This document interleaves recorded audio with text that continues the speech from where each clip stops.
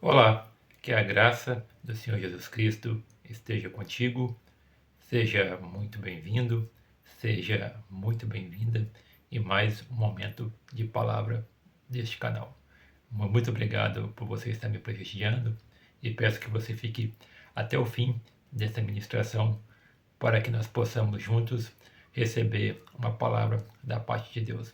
Fica até o fim, não pule esse vídeo não, porque quem sabe Deus pode estar dando aí uma resposta que você tem buscado, porque você não chegou aqui em vão. Amém? O texto que eu gostaria de compartilhar com cada um e com cada uma se encontra no livro de Atos dos Apóstolos, capítulo 9, do versículo 10 ao versículo 15. Caso eu queira fazê-lo, se você estiver com uma Bíblia aí, vamos ler juntos para que nós possamos ministrar sobre esse texto. Atos dos Apóstolos, capítulo 9, do versículo 10 ao versículo 15. Esta passagem que vai nos dizer assim: Havia em Damasco um discípulo chamado Ananias. O Senhor lhe apareceu numa visão e disse: Ananias. Ao que ele respondeu: Eis-me aqui, Senhor. Então o Senhor lhe disse: Levante-se, vá à rua que se chama Direita e, na casa de Judas, procure o homem de Tarso chamado Saulo, e ele está orando. E numa visão viu entrar um homem chamado Ananias, e impor-lhes as mãos para que recuperasse a vista. E Ananias, porém, respondeu: Senhor, de muitos tenho ouvido a respeito desse homem e quanto mal tem feito a teus santos em Jerusalém. E aqui em Damasco ele tem autorização dos principais sacerdotes para prender todos que invocam o teu nome. Mas o Senhor disse a Ananias: Vá, porque este é para mim um instrumento escolhido, para levar o meu nome diante dos gentios e reis, bem como diante dos filhos de Israel. Esse versículo, ou essa passagem, logo no versículo 10, começa assim: Ananias, um chamado de Deus, chamando por Ananias. E ele responde: Eis-me aqui, Senhor. Deus, ele conhece quem está disposto a obedecer a ele, e ele chama pelo nome. Se Deus hoje chamasse você pelo seu nome, coloque o seu nome agora no lugar de Ananias. Você estaria disposto a obedecer a uma ordem direta de Deus? Se Deus te chamasse agora, neste momento, porque Ele está te chamando agora, neste momento, para algo que vamos descobrir nesta mensagem. Antes da missão vem a disponibilidade. Provavelmente ali em Damasco, conjecturando, Deus esquadriou o coração de muitas pessoas. Mas talvez somente em Ananias, Deus, ali em Damasco, achou um coração disposto, apesar de relutante, a fazer ali a obra de Deus. E isso é interessante, porque por mais que nossos corações estejamos dispostos, como o de Ananias, ainda assim existirá uma relutância em fazer aquilo. Mas, diante disso, o mais importante é o coração estar disponível. E agora, Deus está esquadrinhando o seu coração. Ele estaria disponível para Deus te usar em uma missão neste momento? Essa pergunta que lhe faço, você deve refletir sobre ela.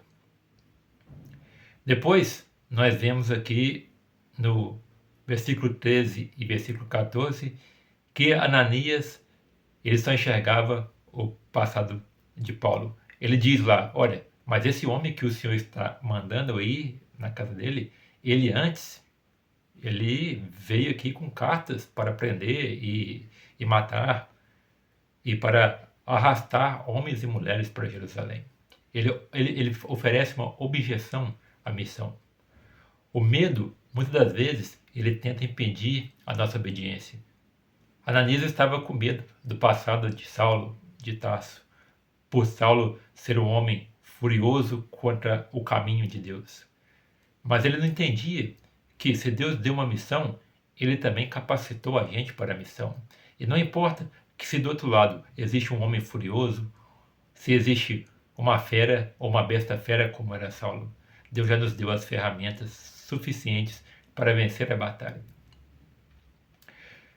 Muitas das vezes, julgamos alguém pela sua história. E Ananias fez isso. Ele viu o passado de Saulo.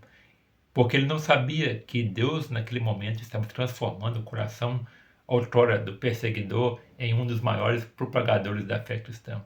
E o versículo é bem enfático, ele estava orando. Porque um homem que está orando, ele está sendo transformado por Deus. Um homem que está orando, ele está sendo recebido pela presença do Espírito Santo. Um homem que está orando, ele não pode fazer mal para a sociedade. E isso já é um grande ensino para nós. Nós temos orado o suficiente. Mas agora voltando ao texto, para não sair desse contexto, Ananias foca no passado, na história, mas Deus olha para um propósito. Quando Deus olhou para Saulo, Deus não olhou as suas mãos ensanguentadas, não olhou aquilo que ele fez antes. Porque, a certo tempo, ele deveria pagar pelo que ele fez. Porque o próprio Cristo falou, deixe que ele mesmo vai ver como ele deve padecer pelo meu nome. Mas Deus estava olhando para o propósito. O propósito de quê? Porque Saulo, que se tornaria Paulo, ou seja, ele tinha os dois nomes, iria programar o evangelho para os gentios, para o mundo greco-romano, para reis, governadores, para filósofos. E Deus olhava para o propósito. Então, toda vez que você olhar para alguém, não o julgue pelo seu passado quando ele entra na igreja, mas veja pela lente de Deus. Peça a Deus para olhar para as pessoas conforme a ótica de Deus. Por trás de uma pessoa que hoje a sociedade não dá nada, existe um grande missionário, existe um grande pastor. E quando eu falo grande aqui, entre aspas, não é a grandeza humana. Grande no sentido da obra poderosa que Deus pode realizar na vida dele. Se você está orando por alguém que hoje parece ser problemático, que hoje parece ser uma pessoa que está caminhando para uma sentença, não pense assim.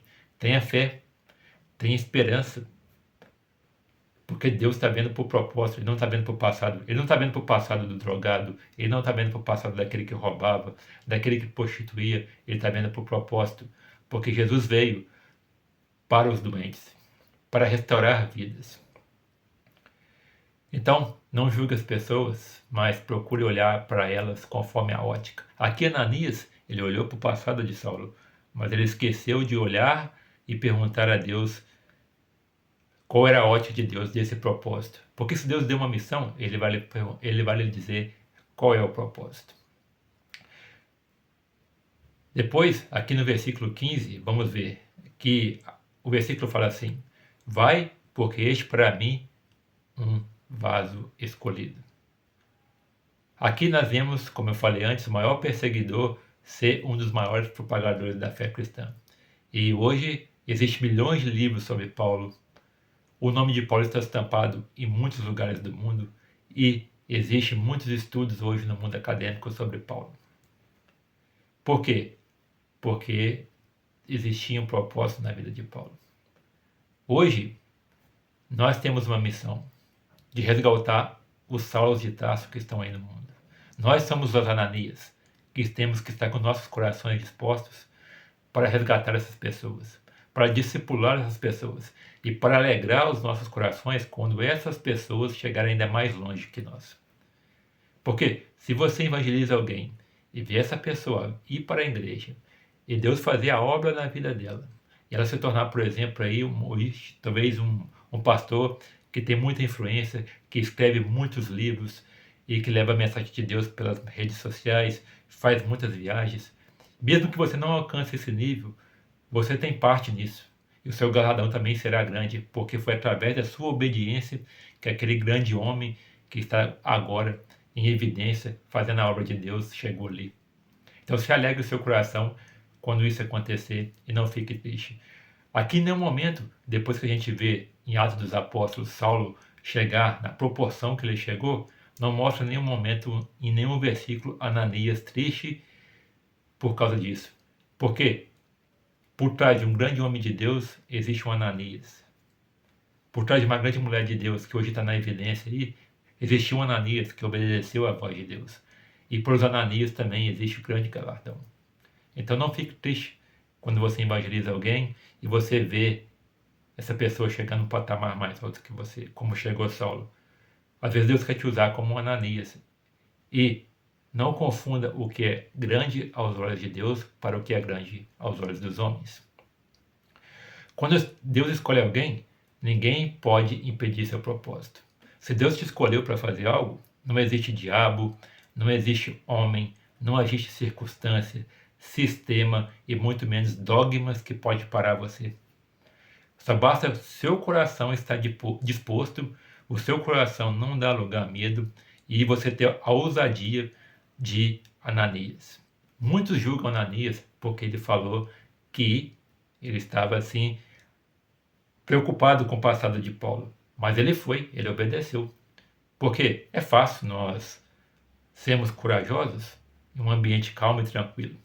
Mas se Deus hoje mandasse eu e você pregar para o maior traficante que tivesse uma comunidade, será que nós não iríamos relutar? Então se coloque no lugar de Ananias. Mas mas nós temos que obedecer. Então, voltando aqui, quando Deus escolhe alguém, ninguém pode impedir o propósito. O propósito na sua vida, ninguém pode impedir. Então, fique firme no propósito. E o propósito que Deus tem na vida dos seus familiares, na vida daqueles que você tem orado por eles, e por aqueles que a sociedade não dá nada, ninguém também pode impedir. Acho que a única coisa, e aqui já é o meu ver, e pode isso ser falho, que pode impedir é você mesmo não querer. Mas se o seu coração estiver disposto e aberto, como o de Ananias e depois como o de Saulo de Tarso, grande é a obra que Deus pode fazer na sua vida. E aqui como conclusão eu deixo. Talvez as pessoas tenham olhado para você e dito que não há mais esperança, porque o mundo só sabe falar isso. Ninguém põe ninguém para frente. Mas Deus continua a transformar perseguidores em pregadores, em vasos de honra e não de desonra. Não deixe que o passado determine o futuro que Deus preparou para você. Pare de olhar para o passado e agora olhe para a frente. Assim como aqui, Saulo, quando se tornou Paulo, transformado por Deus, ele disse em certo versículo: agora, esquecendo as coisas que ficou para trás, prossigo para o alto, que é Cristo. E antes de finalizar, eu deixo essa frase: enquanto os homens veem o passado, Deus já está olhando para o propósito. Ore ao Senhor com sinceridade hoje e peça a Deus para lhe mostrar qual é o propósito que Ele tem na sua vida. E quando Deus revelar esse propósito, seja fiel nele. Não vá para a direita, não vá para a esquerda, mas seja fiel ao propósito que Deus tem na sua vida. E você verá como a sua vida vai se tornar mais significante, mais cheia de unção e com maior propósito, com maior alegria. Amém? E para finalizar, quando a gente fala Saulo e Paulo, aqui não é questão que quando ele foi transformado, o nome dele mudou. Ele continuou se chamando Saulo, que na raiz hebraica lembra Saul, que era seu nome em hebraico. E Paulo era seu nome romano, ou seja, ele tinha os dois nomes. Porque Paulo significa o pequeno. E provavelmente ele adotou o nome de Paulo para se apresentar melhor à comunidade gentílica, a qual ele se predispôs pelo chamado de Deus a pregar. Amém? Que você possa ficar com essa palavra. Eu lhe peço perdão se de alguma maneira a minha explicação não foi um pouco clara. Como eu sempre digo, estou aprendendo, mas pela graça do Espírito Santo, passei a vocês que estão do outro lado aí aquilo que o Espírito Santo colocou no meu coração. Obrigado até aqui pela sua audiência, que Deus te abençoe e se assim Deus permitir, voltaremos posteriormente para um novo vídeo. Então lembre-se, o homem que todos rejeitaram era um vaso escolhido de Deus. Se você está sendo rejeitado hoje, não chore e não abaixe sua cabeça, porque você é um vaso escolhido por Deus. Um grande abraço e Deus te abençoe.